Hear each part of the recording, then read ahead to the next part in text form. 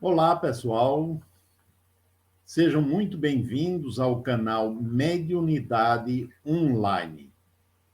É um prazer estar com vocês novamente para conversarmos sobre mediunidade. E hoje temos a alegria e o prazer de ter uma convidada conosco. Eu vou trazê-la, mas antes, quero pedir a vocês que se inscrevam no canal, clique o sininho de notificações e assinale se gostou ou não do vídeo. Com isso, vocês vão estar ajudando para que este conhecimento, estas informações, elas sejam disseminadas por um número cada vez maior de pessoas. Então, nos vídeos, a gente tem conversado a respeito de mediunidade, até agora, a respeito de como eu entrei, né, de como eu conheci mediunidade, sobre a reunião mediúnica, sobre os componentes da mediúnica, e hoje nós vamos entrevistar uma colega de reunião mediúnica que, por uma feliz coincidência, é minha esposa. Ela faz parte da equipe, trabalhamos juntos nessa área já tem algumas décadas, e ela tem uma experiência muito boa, né, e que vale a pena compartilhar com vocês. Então, chamando agora Lúcia Virgínia Campana, que é psicóloga, trabalha com psicoterapia individual, psicoterapia de grupo, trabalha com psicodrama, constelação familiar, ou seja, tem várias formações. É uma excelente profissional, e eu estou dizendo isso não é porque é minha esposa, é porque é realmente uma excelente profissional. E também atua, né, na área mediúnica, que não é uma área profissional, é uma área através da qual aprendemos e podemos ajudar pessoas dentro das nossas possibilidades, né? Então é um prazer ter você aqui, Lúcia. Estamos na mesma casa, mas em cômodos diferentes, porque ela está com o celular, senão daria microfonia aqui, se ficasse aqui ao lado, né? Mas é um prazer ter você, e o objetivo deste encontro com o pessoal que acompanha o canal Mediunidade Online é abordar sobre a experiência pessoal. E a primeira pergunta que eu lhe faço é: como foi o seu primeiro contato com a mediunidade? Seja bem-vinda.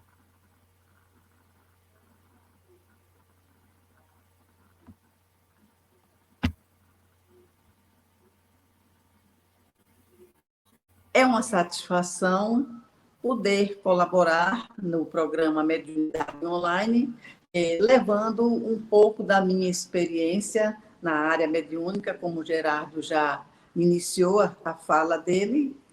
E vamos lá, né? Eu poderia dizer que a minha experiência na parte mediúnica, propriamente com a mediunidade, foi quando eu era ainda criança, não é?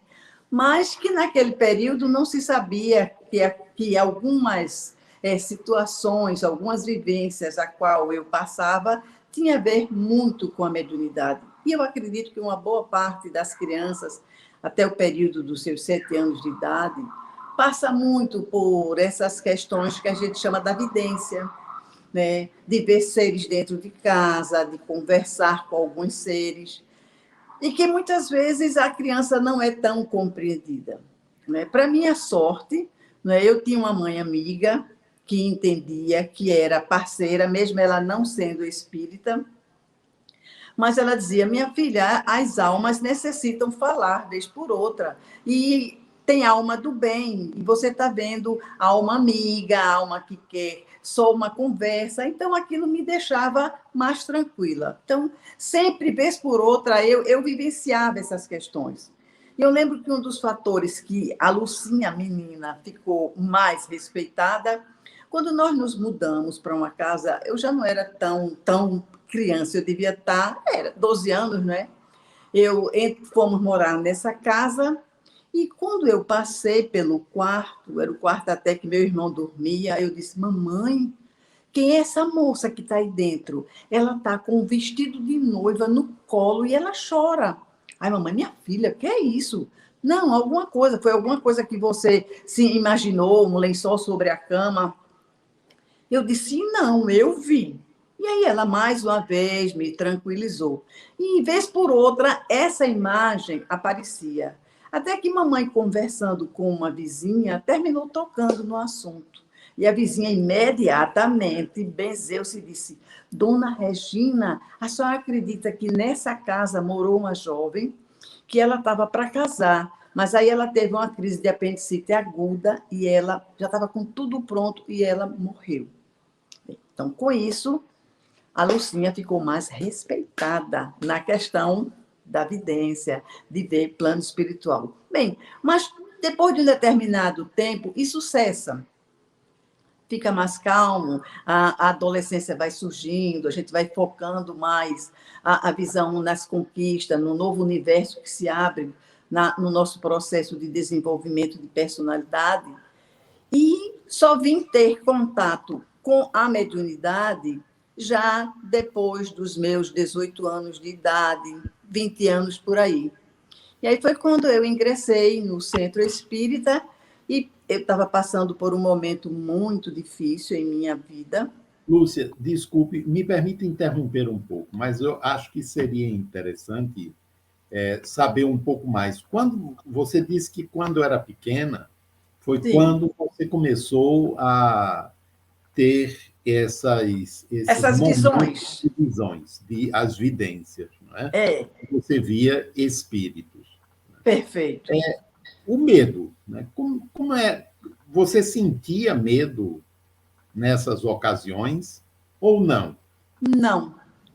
Eu não sentia medo porque não eram visões assustadoras. Não eram.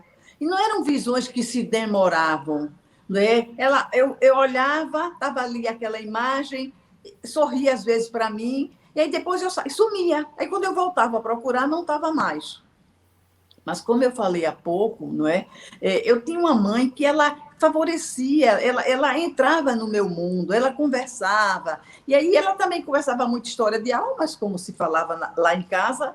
Então, mas eu não tinha medo. Eu tinha medo quando eu via aquelas histórias de casas mal assombradas e que eu entrava num desespero, porque, para mim, ver espírito era ver aquelas coisas de casa mal assombrada, mas eu não via isso. Então, não era nada que me aterrorizava.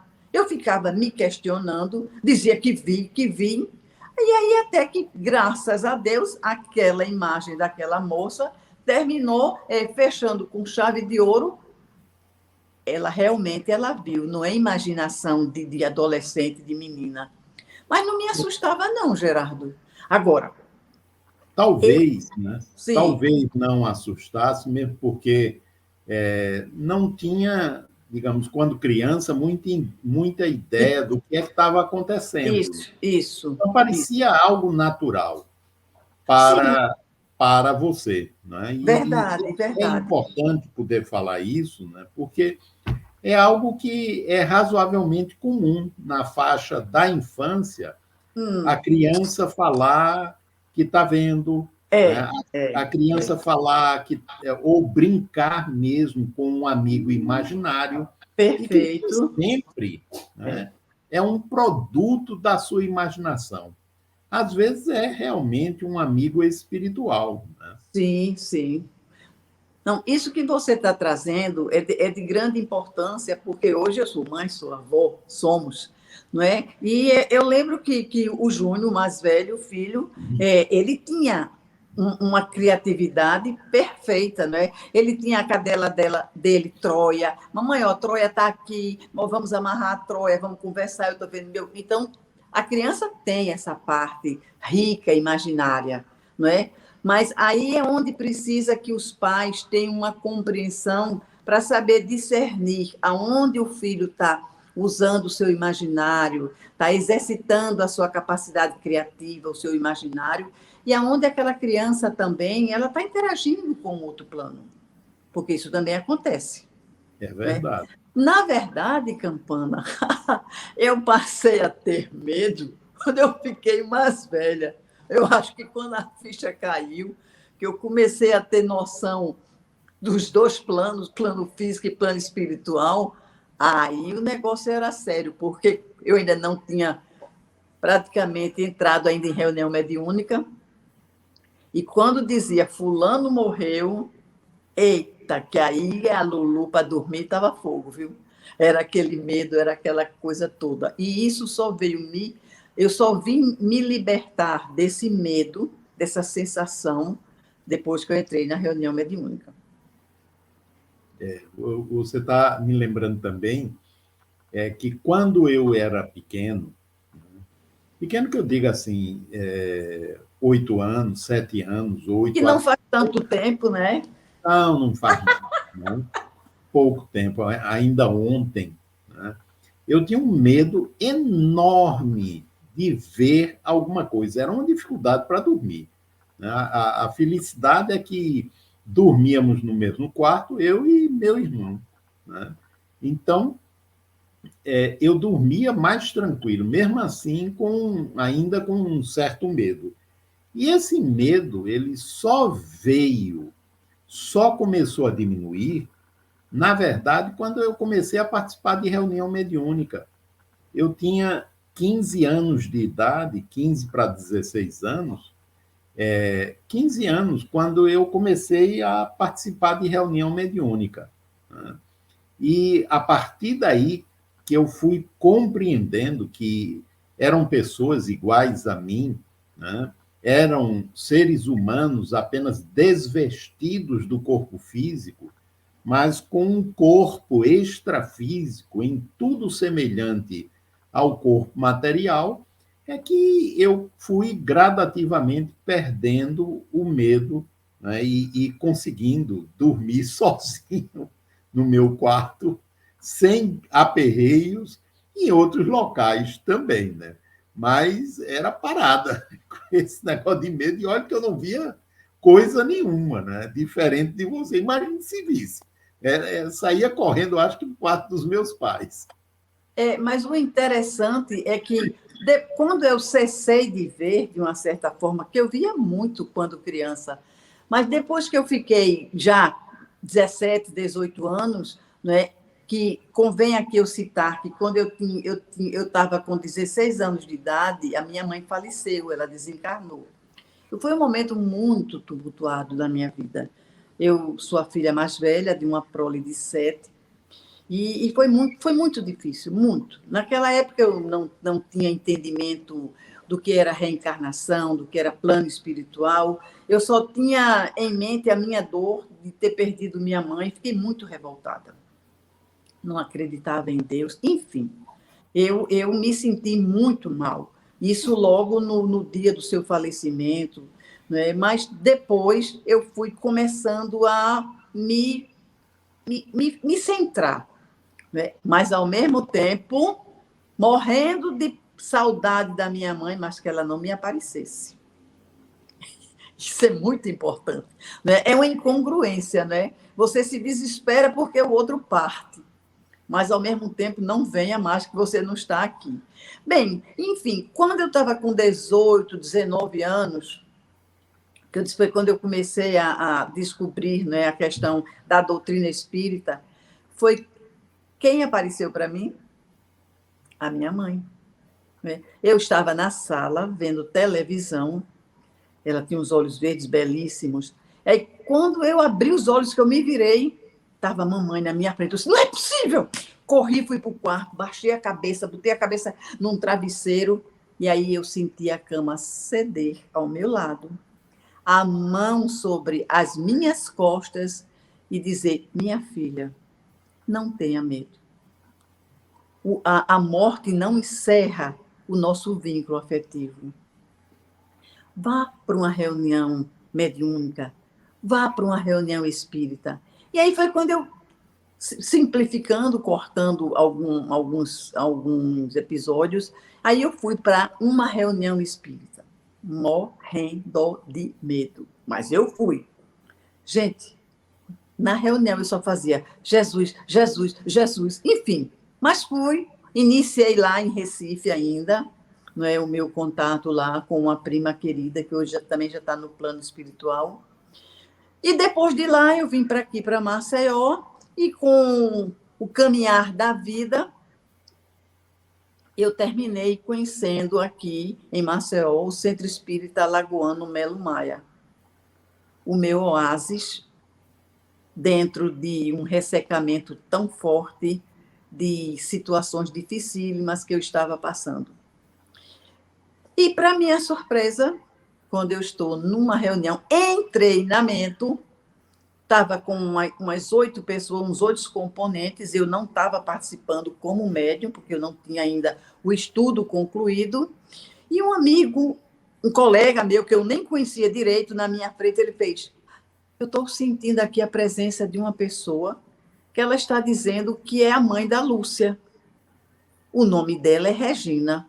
Gente, olhe, eu não sei se eu subi no teto, se a cadeira, o fundo caiu, eu sei que eu me desesperei, eu comecei a tremer, tremer, tremer, chorar. E aí ela se comunicou através desse colega, e aí falou para todo o grupo da alegria dela de poder se comunicar, e que o momento de desencarne dela foi muito difícil. Ela queria ficar com os filhos, porque naquela idade, naquele período que ela desencarnou, eu era mais velha, tinha 16 anos, e o caçula tinha 5 anos de idade. Mamãe morreu com 48 anos de idade, de um CA. Então, e aí ela se vira para todo o grupo e diz: posso deixar uma mensagem? E aí, assim, eu quero dizer para vocês que o que me tirou do sofrimento logo dali, daquele recanto que eu habitava, foram as minhas poucas caridades. E aí ela falou para a gente: caridade é o passaporte que nos conduz às esferas superiores. Dali, eu fui tocada pelo desejo de me aprofundar dentro do conhecimento da doutrina espírita. E aí terminei o meu curso e fui para desenvolver a mediunidade e trabalhar. Isso já faz bastante tempo e eu dou muitas graças a Deus pela essa oportunidade de participar desse intercâmbio divino, a mediunidade, entre o plano físico e o plano espiritual. Bem, mas aí eu vou aguardar que Gerardo me faça algumas perguntas, porque aí eu vou ativando Bom, então os neurônios. eu estou entendendo que as experiências mediúnicas, não é, o estudo da mediunidade, o trabalho, a atividade nesse campo, ele foi ajudando você a estabelecer uma conexão mais profunda com o espiritual e, portanto, com Deus. Sim, Não é sim. isso?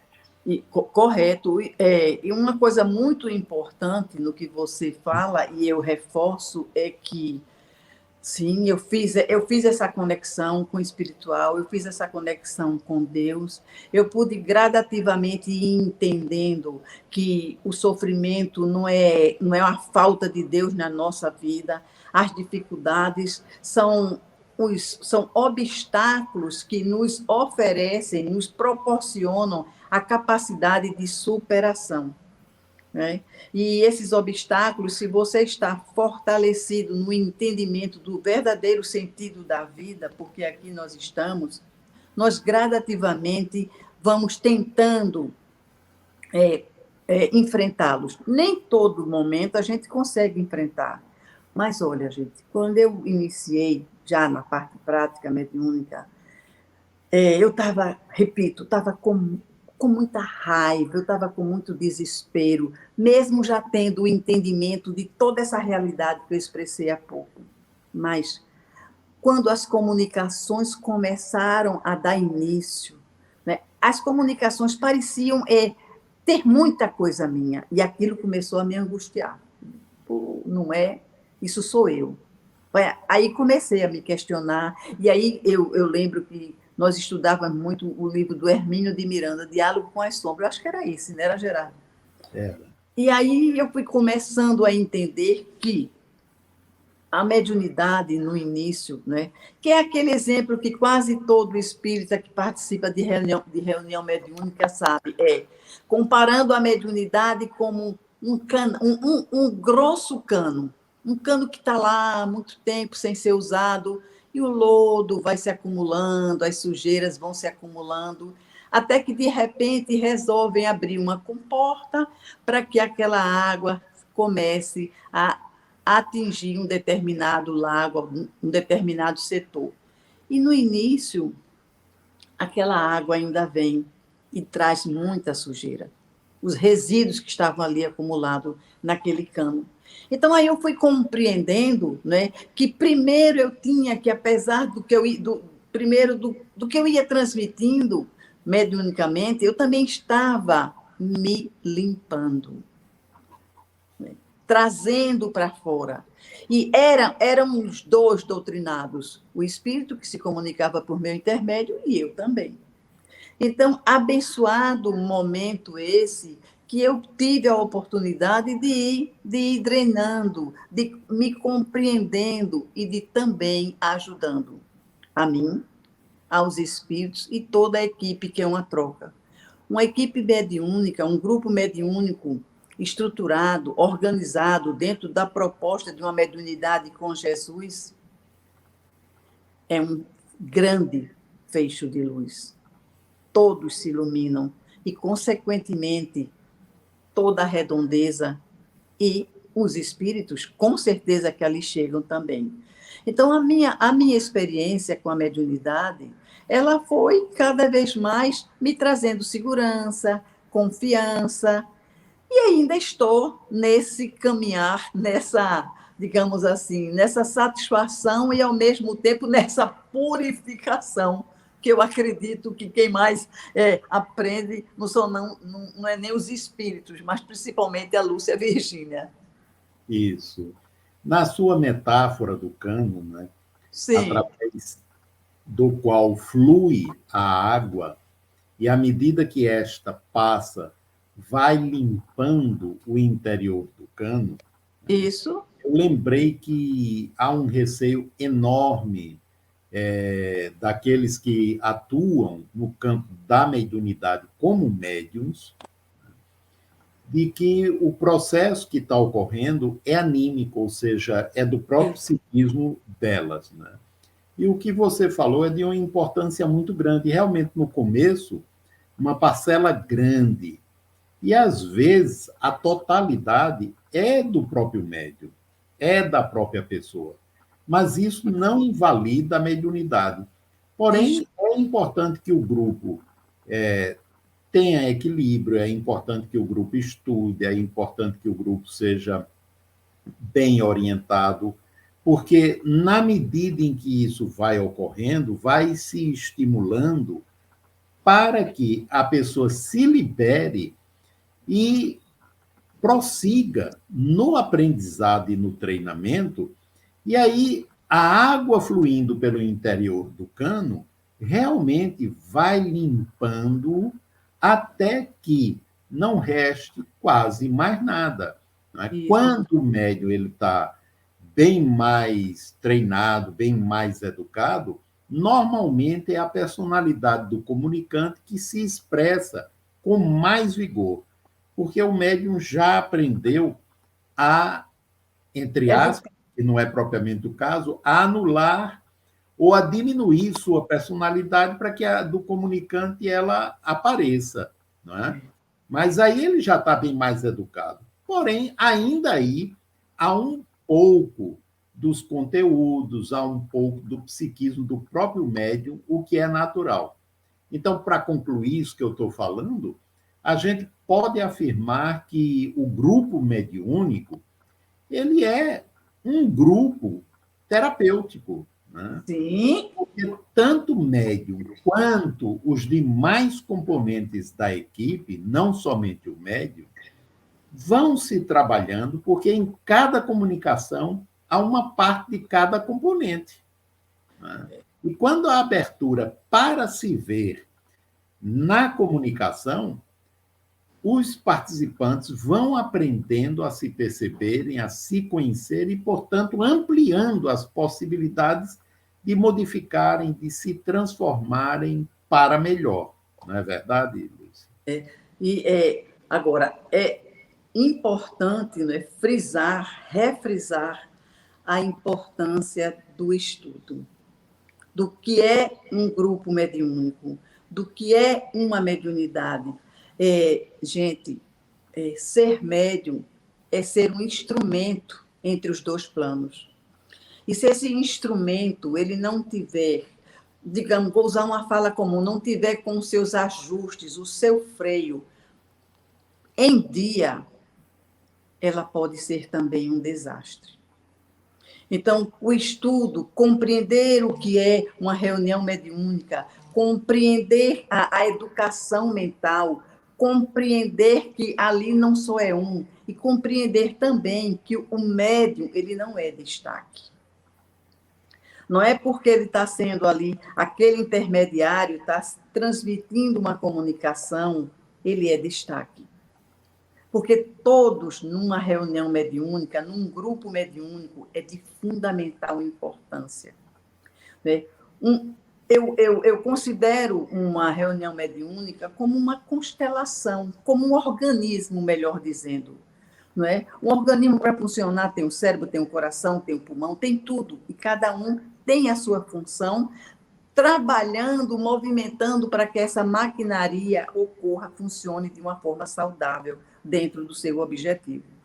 Então, um grupo mediúnico, ele necessita de estudo. Ele necessita de amizade. Ele necessita de confiança. Uma das coisas que eu gosto muito no grupo nosso, né, é que sempre quando nós terminamos a reunião, né, nós sempre falamos como é que nós nos sentimos, né, como é que foi quando tal espírito estava se comunicando, qual foi a sua impressão, qual foi a nossa impressão, porque isso vai criando uma harmonia de escuta, de fala, e vai fortalecendo o grupo na confiança, na amizade, no respeito. E se o grupo mediúnico ele se organiza, ele se fortalece dentro dessa proposta ética, educativa, afetuosa, aí, com certeza, nós teremos supervisores espirituais dentro dessa sintonia. É preciso ter muito cuidado. Mediunidade não é algo de brincadeira, não é só porque eu vejo o espírito, só porque eu sinto que eu vou agora estar aos quatro cantos propagando, não é, que eu sou médium e vejo e sinto e transmito. É algo delicado, repito, de grande responsabilidade. Eu lembrei agora de uma situação. Eu comecei na reunião mediúnica estudando Cohen, né? A gente começou com Cohen, depois foi para outras apostilas, e eu me envolvi muito que dentro dos tipos de mediunidade, eu fiquei muito presa. Psicofonia, psicografia, vidência. E aí, num dos belos, se eu tiver errado, esqueci alguma coisa, Gerardo pode complementar que ele estava lá. E aí, num belo dia, em treinamento de mediunidade, gente, eu me desdobrei. Foi terrível. Eu nem sabia, nem tinha me ligado nessas coisas de desdobramento. Quando eu vi, eu me senti. Quando eu olhei para o outro lado da mesa, lá estava a Lúcia. Oh, que susto! Era eu, não era o espírito, era a Lúcia. Eu comecei a me agarrar na mesa e dizer: gente, eu estou sumindo, eu estou morrendo, me acudam, me acudam. Olhe, também tem médium que dá trabalho, viu? E essa daqui deu um trabalho sério. Tu lembra, Campana, como é que foi isso? Lembro. Os gritos eu acho que dava para ouvir na rua. Gente, foi terrível. Mas foi depois disso, começamos a desenvolver, no Melo Maia ainda, isso faz tempo, um trabalho belíssimo, através do desdobramento, não só eu, mas mais 2 colegas, que era belíssimo, né? Onde nós fizemos alguns resgates de espíritos em sofrimento, que isso fica para um outro momento, dentro dessas questões sobre a mediunidade de desdobramento. Mas não é? Aqui eu vou concluindo para vocês o quanto a mediunidade colaborou comigo. E colaborando comigo, colaborou para a minha relação com filhos, marido, família e principalmente como eu passei a estar mais perto de Deus. Porque antes, galera, eu brigava com Deus, tá? Não era justo. Um tão bem e outro tão troncho e por aí afora. E aí, o relato dos companheiros espirituais que chegam na reunião, eles vão sinalizando com letras, com falas, se puder dizer, em grafite, que é dessa existência, é essa existência, melhor dizendo, que nós levamos para o outro lado. A morte não muda perfil de seu ninguém. A morte é a morte do corpo físico. Mas o que nós somos, o que nós fazemos, nós levamos para o outro lado. Então, daqueles companheiros que chegam nas reuniões gritando em sofrimento, desesperados, ainda presos na visão terrena, eles são nossos mestres também. Agradecemos sempre a ele e vamos cada vez mais tentar vivenciar Jesus dentro dos nossos corações. É isso aí, Lúcia. Muito boa a sua participação. É marido, viu? Isso.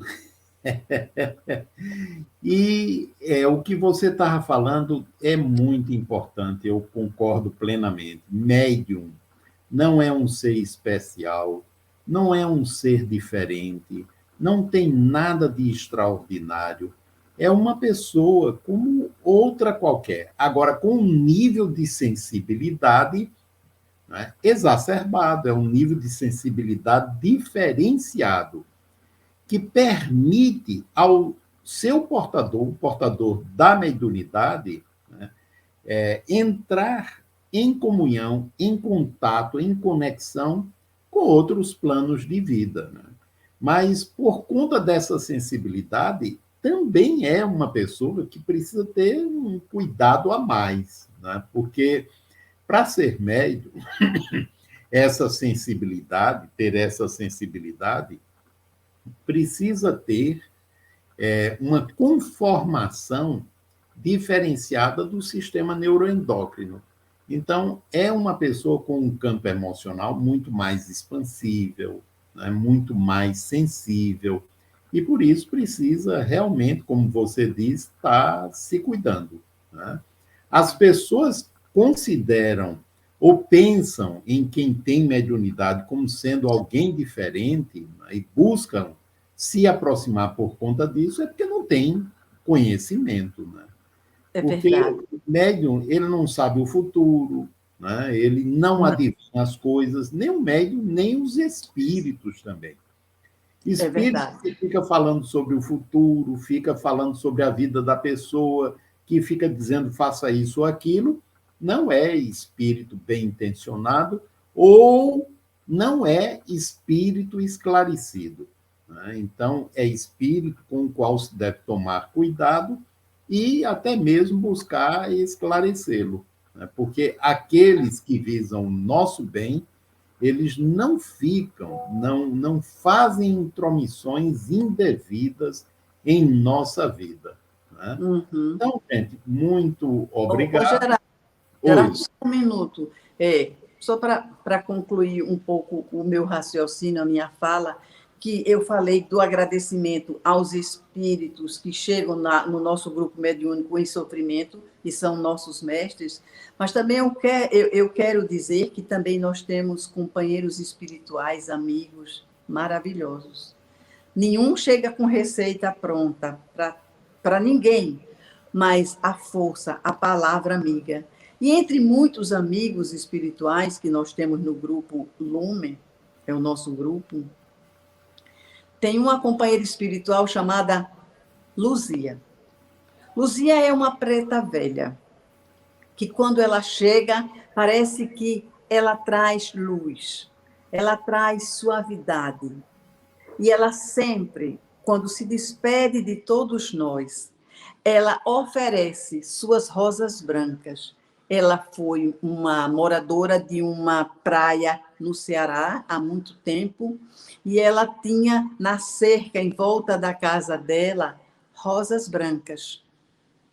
E aquelas rosas brancas, ela ainda hoje traz no coração, e ela está sempre ofertando para todos nós que vamos ali. E há dias atrás, ela nos oferece, além dela oferecer rosas para todos nós levarmos para o nosso lar, ela pediu para que nós, todos nós, em orações, não é, vibrássemos para que cada vez mais o nosso planeta, nossa cidade, fosse recoberta de rosas brancas.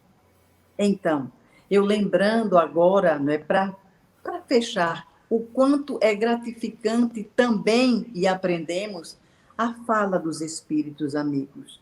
E aí, já que o tema é mediunidade, eu peço permissão a Luzia e deixo para cada um que nos assiste as suas rosas brancas, pertinho do seu coração, porque assim estaremos mais conectados com Deus e com o nosso Mestre Jesus. Bem, acredito que era essa a nossa fala. Ou não era, Gerardo?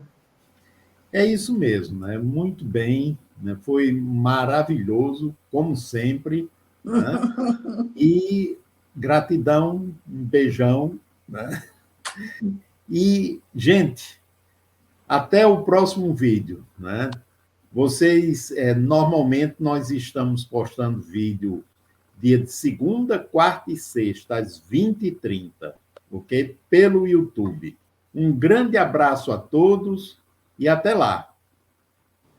Até mais.